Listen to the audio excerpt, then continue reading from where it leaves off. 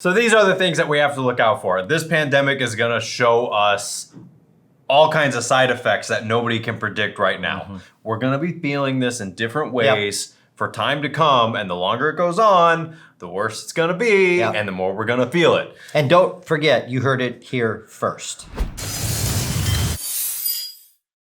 Hey everybody, welcome back to the Newsroom. I'm your host, Neil Winteregg, and joined as always by Dr. Greg Winteregg, dentist and author of his book, Fun at Work, which you can find out more about down below. This week on the Newsroom, we're gonna be tackling a subject that we wanna go over from how it relates to you as a business owner, which is virtual degrees and virtual educations for people actually during this pandemic. Yep.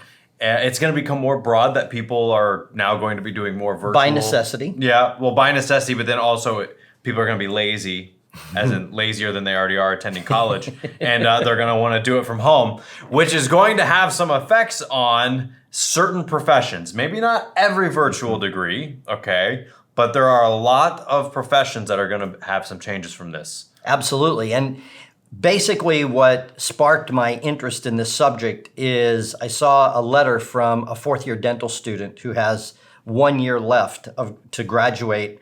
And right now, they are seeing 2 to 3 patients a month. I saw 2 to 3 patients a day. And they are on track to graduate with less than 5% of the practical experience in the clinic than what I graduated with in 1981. That is scary and alarming, but then I extrapolated that into other industries because obviously dentistry is a trade, it's a skill. You can't learn it virtually. You can get theory virtually, but then you have to go do something. And if you're learning to be a video editor, okay, great, you can do that virtually, but then to actually go out and participate, practice, do an internship, hands-on experience, it's done right now. And the student was also alarmed because the class that just graduated with less than 2% of practical experience in what I had. And they had to graduate because there's no room in the dental school for 5 classes. They only have room for 4. So these students got graduated. I have no idea how they're going to pass their board. You mean it's almost like the college was more interested in the money of the new classes rather than the education that they got? You know, I think you probably might be, but and the other thing is, not to get too far off in the weeds, they raised tuition by 6% to $100,000 a year. So this student is going to pay $100,000 to see 2 or 3 patients per month. And get credit for assisting, watching somebody else do a procedure. It's alarming. But then I extrapolated this into what's going to happen in the next 6 to 12 to 24 months in business. Because students are graduating with a licensed degree, a certified degree. They got their bachelor's or their master's or their whatever, but there's no practical experience. And many of these students have zero experience now. Well, it just hit me. The thing that colleges are missing is an actual quality control division that actually makes sure that what they're teaching people they can apply because there's no tests on application. It's all theoretical. So anybody can, pass these tests if you study hard enough, quote unquote. But there's nobody there actually making sure that if a person goes out in society and can't do it, that they come back and get sorted out. Right. And that's what we're running into here. So that means your office is now the quality control division of the college. And the apprentice division and the internship division of the college. But you don't know that because that doesn't show up on an application. They just have the proper degree, the proper letters. They went to Stanford or they went to wherever, but they can't do what their degree says they can do. And we've done videos on this before about that being a problem. Just 10x that problem about how they can't apply what they have learned. Graduating class 2020. I'm sorry, the position has been filled. Exactly. So what do you do as an owner? What's the solution?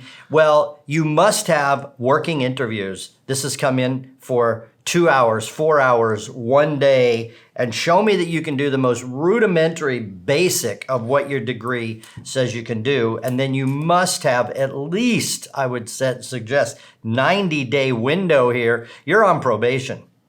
I have to see some performance. And for the most part, I think people will be able to come onto the job, get trained, get apprenticed, but then you cannot pay them as a business owner. You cannot pay them as if they really can do that job if they cannot. Yeah, and I would say a really good way to find out whether you've got a good candidate or not is based off of the questions that they ask you. If they're asking you questions like, hey, do we use such and such? Or have you ever done this? Or, where would I find X, Y, and Z? Those are really good questions. But if it's, what are my hours? Can I study from home? How much vacation do I get? Yeah, exactly. When it's, what are my benefits? That person has already ruled themselves out. Right. So, moving forward, this is going to be a problem in hiring at least for the next 3 to 5 years, I predict. Yeah. Because schools are now shutting down, going virtual again this fall. And so just buyer beware as an owner when it comes to hiring, and be very, very careful and hire with many contingencies, and be sure that they can prove to you they can actually produce the product of their degree. Yeah, because I think most of the educations that people are getting during this time period is not going to be anywhere. Not that it was Not great even close. before. It's going to be even less. Yes. You've actually done lectures to students, and you were pretty terrified by the lack of response and attention. The inattentiveness. Yeah. Like I was in front of 100 students, and I was looking at the back of 90 MacBooks. Yeah.